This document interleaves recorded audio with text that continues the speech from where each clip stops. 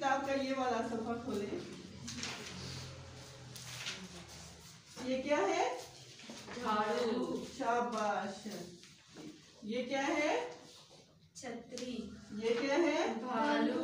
ये क्या है? भालू। भालू की पहली आवाज क्या है? भ। तो नीचे खाने में क्या लिखेंगे हम? भ। शाबाश।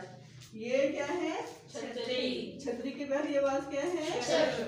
खाने में क्या लिखेंगे नीचे? छ।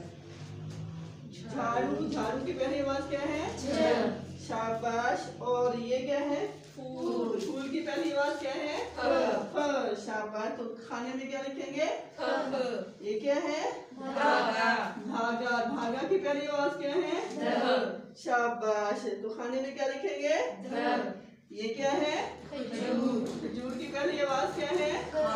ख। शाबाश। खाने में नीचे क्या लिखेंगे? ज। नीचे खाने में क्या लिखेंगे? ज। ये क्या है? ठेला। ये क्या? ठेले की पहली आवाज क्या है? ठ। नीचे खाने में क्या लिखेंगे? ख।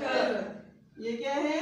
घड़ी। घड़ी की पहली आवाज क्या है? घ। शाबाश। तो इसके आखिरी किसी खाने में क्या लिखेंगे?